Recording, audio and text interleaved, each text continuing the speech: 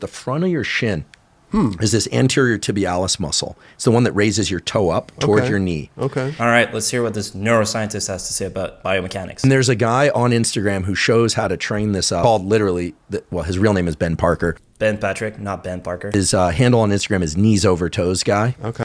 And he can dunk a basketball at like 45 years old or 42 years old. He just turned 33 last month, but he can dunk. That part is true. He always had bad knees, and he started training that anterior tib thing, doing these toe raises. And he shows you how to do it. You just lean against the wall. You don't need a gym or anything. You raise that. That's going to create a ton of stability in the knee. The Knee Over Toes guy also had at least 3 knee surgeries that we know of. How many knee surgeries have you had? Well, I had, with my left knee, partially artificial kneecap. Did you got a meniscus replacement too, Meniscus didn't you? transplant. No, yeah. that is wild. Yeah. And then quad tendon repair. And he also did a bunch of other exercises besides the tib raises. So imputing all the results to the tib raises is very scientifically dubious. But it gives you a ton of stability in the knee. It actually doesn't. The line of pull doesn't make sense biomechanically because the tibialis anterior doesn't even cross the knee joint. So how can it provide stability to it? The furthest that you could argue would be to say that the tib ant pulls the tibia in the correct angle, but it can only pull as much as the foot weighs. This is why the Michael Jackson and Kyrie videos are obviously fake.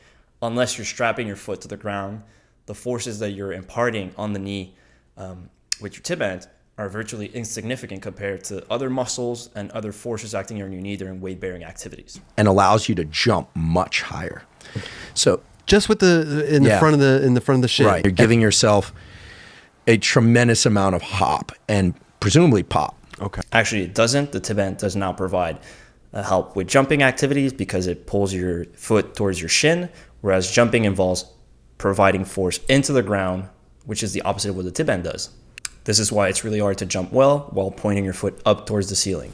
This is easy. This sucks. This sucks.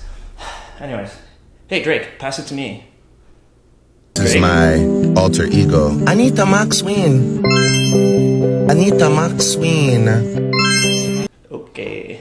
The Knee Over Toe guys also says it's a key muscle in deceleration. You really use it when you slow down when you're running, and use it big time when you slow down to take off into a jump. This doesn't really compute because we know that acceleration and deceleration use pretty much the same muscles. The main difference being that we just adjust the trunk lean angle to shift the vector's angle so that deceleration pushes us back, whereas acceleration pushes us forward.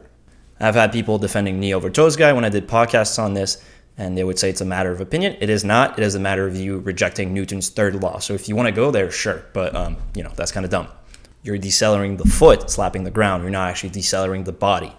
You just don't have leverage to produce deceleration in those situations, at least not when you're running forward. You just don't have leverage. Now with us, we can freely move ourselves through physical space. That's how we fly. So we don't have to pivot on our feet and push off the ground. We can literally push off anything. We can create our own leverage.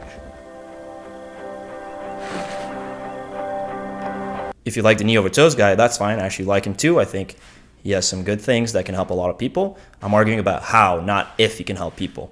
And if you think that's irrelevant because he's helping people, well, why is he making videos about how, and why are they filled with mistakes? If you want a more in-depth review of the Knee Over Toes program, I did a 30-minute podcast on this that you can watch here.